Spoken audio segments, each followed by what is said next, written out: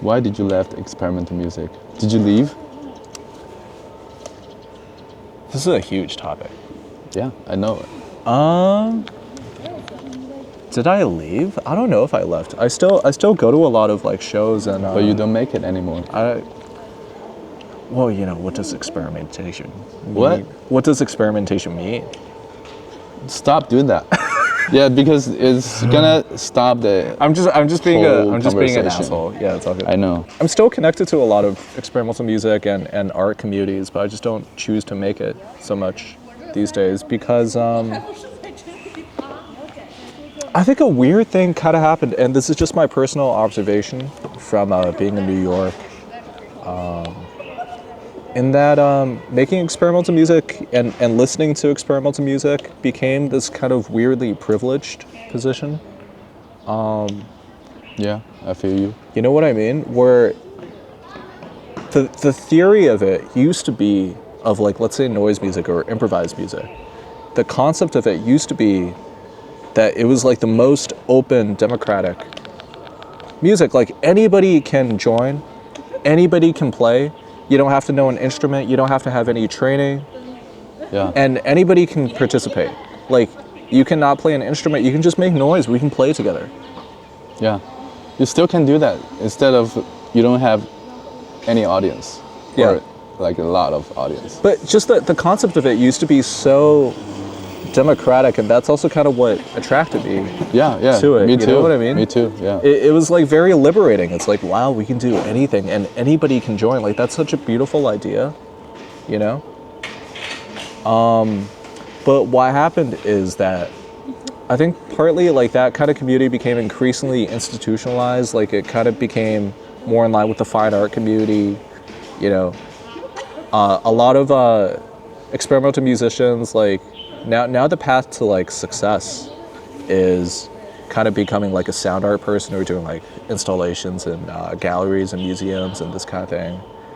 And then also, you know, I think the times have we're kind of in an era where I think this kind of music, this kind of activity, this kind of organizing doesn't necessarily resonate so much with just everyday people, like working people, you know? No. Yeah. You don't listen to that when you're like Yeah. driving a car or something. Yeah, exactly. And it's It'd probably like, be dangerous, right? it'd probably be dangerous. It'd be dangerous for me, actually. I don't listen to music when I drive. Oh, okay. Yeah, because I get distracted and I'll like speed and shit. So I never listen to music when I'm driving a car. So it became weirdly elitist, and then a lot of people in the community, you know, are coming from like relatively affluent, privileged backgrounds. Hello. 王鑫，哦，我去。Hello。是，对。第一看到你在录节目吗？在录东西。不好意思，对，没事。拜拜。Sorry. Yeah, because a lot of people in the experimental community now are coming from relatively affluent, privileged backgrounds. And then it becomes like a weird path to like a certain kind of career success in like the fine art community. Not saying everyone, because I have friends like in Montreal, my good friend Rav, he's still like a really grassroots organizer. Like no money is exchanged. It's all government run. It's all about just including people, letting people have a space to like play and experiment. And I think that's like a very beautiful thing. Yeah. But just overall, like the community was kind of trending in that direction. And also like I'm kind of uncomfortable with the idea of making music that I feel like people need some kind of training or context to be able to understand. You know? And that's also kind of why I decided to step away from the jazz world a little bit. Step what? Step away from the jazz community. Oh, yeah, because it's just a little bit similar. Yeah, because it's like you kind of need to understand the language a little bit to be able to really fully appreciate it. Like someone who has never listened to jazz music before or has never listened to like improvised music can certainly show up to a show and like enjoy it. Yeah. But I think to fully appreciate it and for like more people to be able to like access it, you kind of need like a little bit of context. Yeah. Like you kind of have to understand like, oh, how does this music work? Like, and like jazz, for example, is like a very specific kind of musical language. You're talking about jazz today instead of standard jazz. I mean, standard jazz, I'm I feel it's more accessible. It's more accessible. Yeah. Yeah. I mean, jazz music used to be the pop music of America. Yeah. Yeah, like 100 years ago.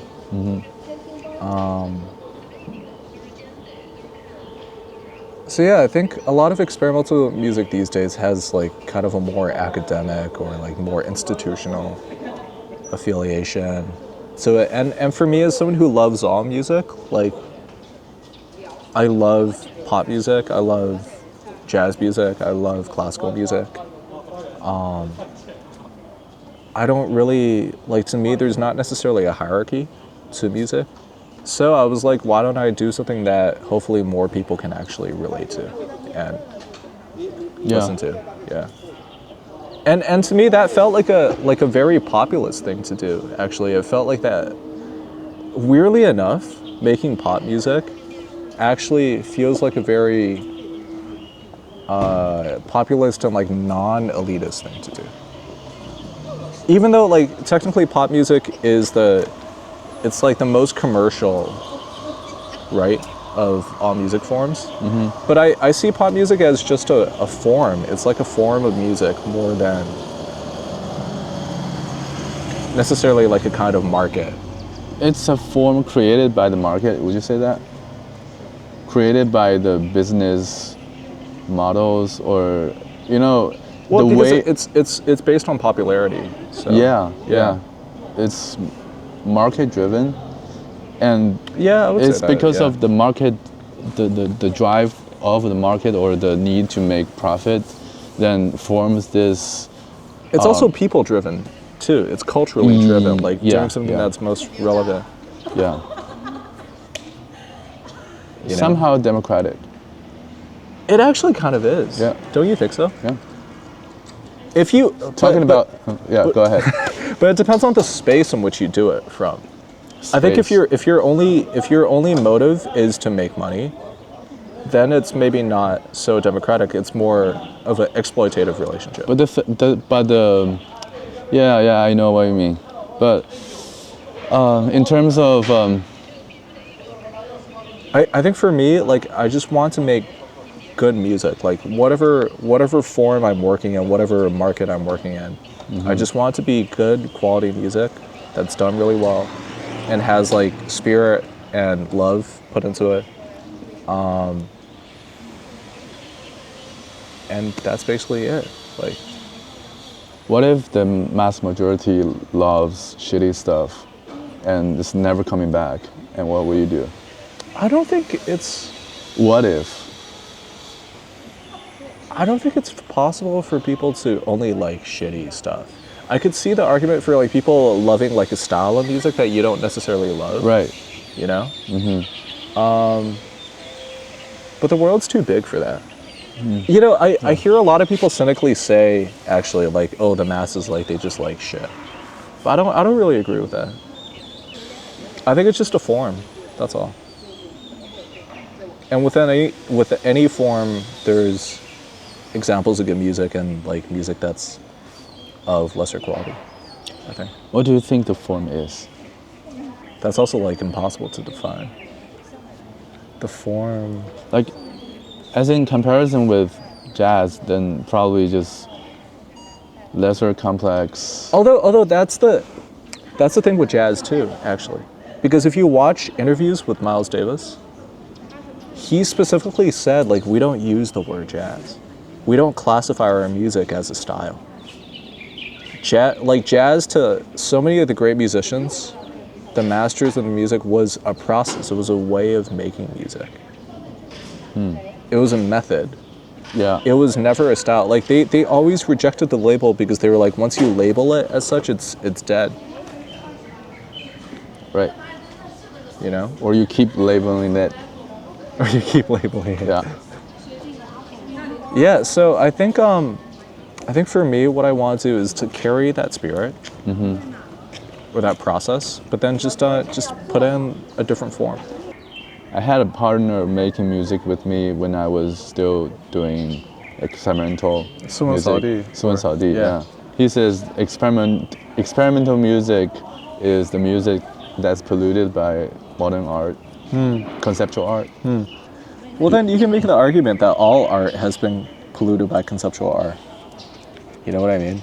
I remember I had like contemporary artist friends who would complain about conceptual art to me. Like they would, someone would be like a painter or someone would be a sculptor or someone would make installation art. Mm-hmm. And they would be like, oh, that stuff is cool. And then they would have that one conceptual art friend. And they were just like, that motherfucker, all he does every day is just think about concepts. Or you could say that modern art is tainted, polluted by capital increasingly, right? Oh yeah. Modern art is such a big money investment. People are buying paintings and like sculptures, like Damien Hirst sculptures, for example, as investments at this point, you know? Right. And so like the logic of like capital pollutes everything, you could say, including noise music actually.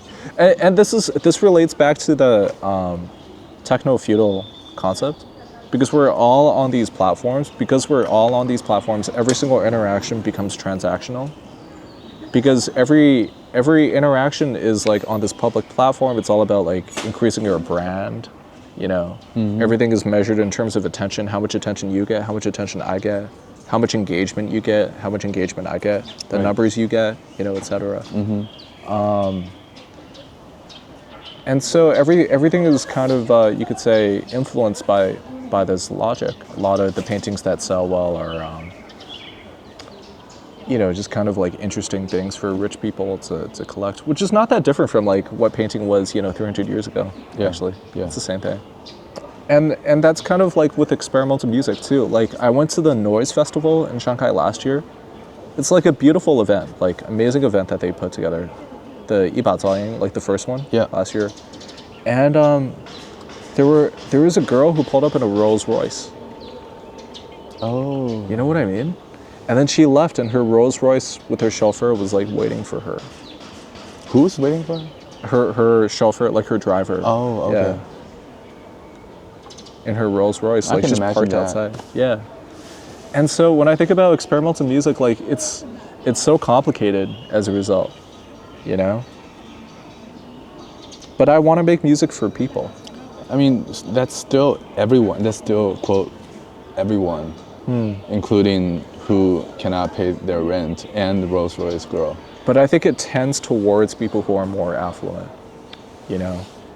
That's what I've seen, is that it tends to be people with more money who go to events like this. Because they want something new, like they want like a new experience. They want something they haven't experienced before. Right. That's also like our times right now, which is that, people with more money, rich people get to have real experiences in person. They get to travel. Oh yeah. And then the rest of us, like, we watch travel videos. You know what I mean? So I wouldn't say noise music is as real experience as any music genre. It's just a 猎奇. Yeah. I have no issue with it. I like it. But just like socially speaking, it's interesting kind of what happened. So basically, what I conclude from what you just said, basically you're moving away from experimental music. It's not because the core of it changes. Is that a fact? Is that all the consequences it brings? And as a result, the core of it also changes because you have more people who want to enter the elite cultural sphere by being sound artists and experimentalists. Because like, what's the highest class of artist you can be? It's to be an experimental artist who like exhibits at the highest class galleries. I know, who has a retrospective at the MoMA PS1. I know, but that doesn't have to be your core. Yeah, but I'm saying you're surrounded by people you hate, or the people that doesn't have like a good motivation. Right. But when you're in pop music, you're gonna surrounded by even more people like that. Well, it's the same everywhere now. Yeah. So why moving away? Because the form is different. How? Because it's naturally more populist, right? And there's less of a barrier to entry. Like anybody can listen to a song and get what it means immediately, can feel it immediately, without any training. You don't have to be schooled. You don't have to be cultured. You don't have to understand art history. Yeah. You don't have to, have any of this context in order to do it, to appreciate it, to be able to feel it. Is there a word called egalitarian? Is that what you mean? Yeah. Or populist. Egalitarian. Yeah. Or Marxist. Yeah, this is why I left experimental music. Is I don't think this very early, very fundamental blueprint of it is working because you only think about yourself as an artist. This notion of pure art, like art that exists for the sake of being art. Oh yeah. Yeah. You know, that's a very modern concept, actually. The pure artist, like art that is just art and has like no function or no, you know. That's a very like 20th century, 19th century, 20th century kind of concept, actually. Wow, this concept suddenly sounded so old. Yeah. Yeah. Yeah. Oh my God, it sounded like 16th century stuff. Like we're in the 23rd. It's a different era. Yeah. Yeah. Shit. Art for art's sake. Yeah. Oh my God, I literally cannot stand with this term. So I mean, I appreciate the people who's believe in it, who's like still making it. But yeah, if it's narrowed down to this concept and if everything's about, it's just. Yeah, I mean, there's people with pure motivations doing everything for sure. Yeah. It's about making it pure. It's about isolating elements from elements, isolating methods from methods. And so it's kind of scientific. Yeah, it's very scientific. Yeah.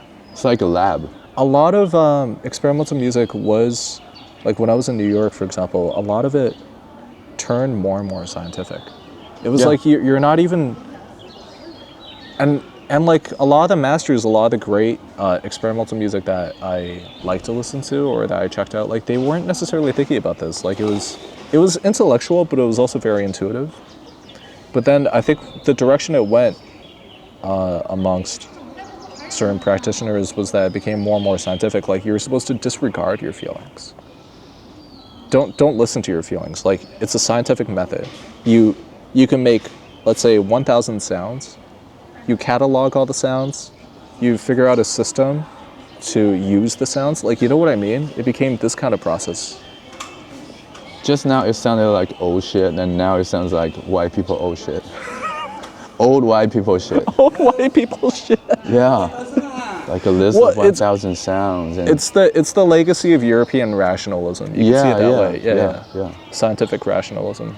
Where like with the Western notation system, it was about putting everything into like a quantifiable system, you know.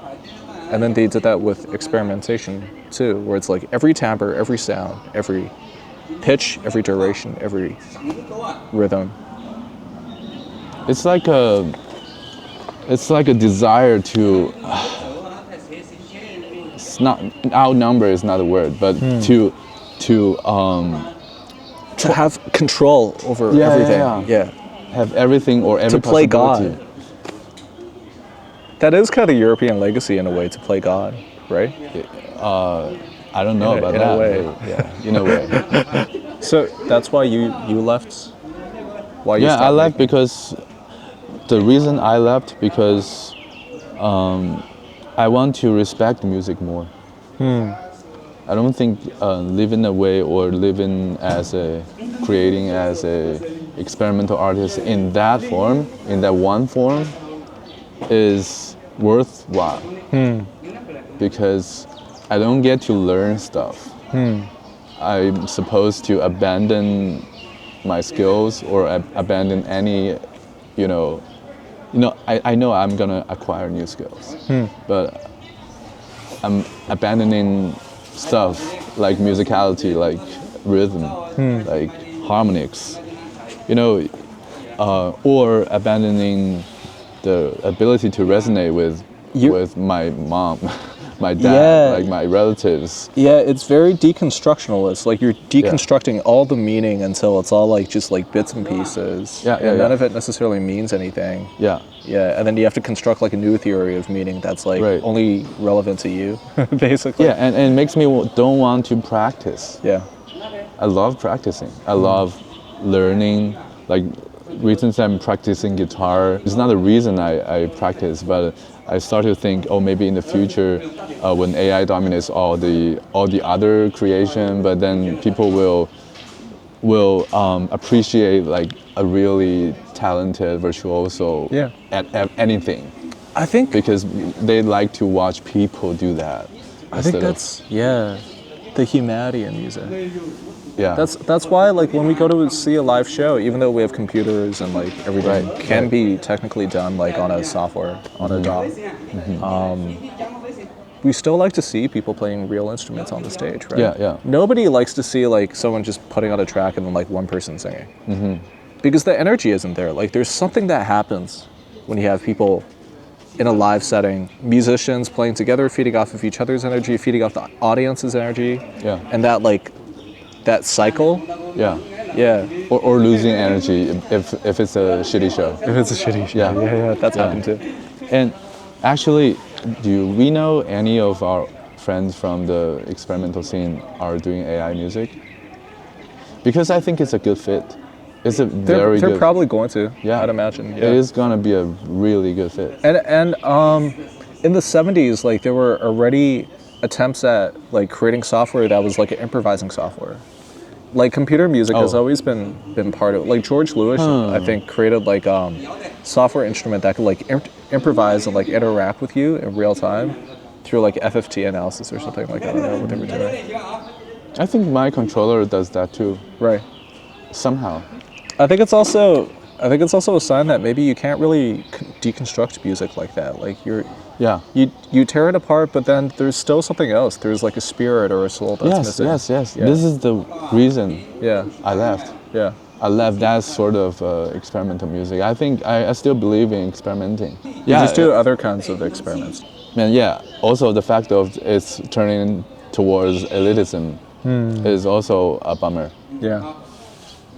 But I'm pretty okay with that because that's like, that makes opportunity for you to profit at some point. Like you can be deep inside like a very hardcore, but you can play in different shows and hurt the eardrum of a Rolls Royce girl. Right. Oh my God. Yeah. Isn't that great? That's what I thought at the festival. It was really interesting, and at some noise festivals, noise shows that I've been to, is that like the energy almost felt like going to a club. You know what I mean? Like it's all dark. Like the bathrooms are like there's like they're like kind of dirty. Like there's some people like threw up. There's like pee everywhere. Do people get drunk on those shows? Yeah, they got fucked up at those shows. Dang. And I was just like, damn, is this like the way that like rich people get fucked up? Like they can't get fucked up at a normal club. They have to go to like a special event where the noise like, overwhelms them. It's like the same thing as going to a club. Like it kind of overwhelms you and you forget about yourself and you just like are fully in that moment. Hey, you know what? At this point, I'm starting to feel like, noise probably is the only music that will bring like, broadcast kids and a Rolls Royce girl together. And K-pop. And K-pop. And they get drunk and throw up together in the same same. Yeah, maybe it's the music we should all be making. This is fucking egalitarian. Yeah.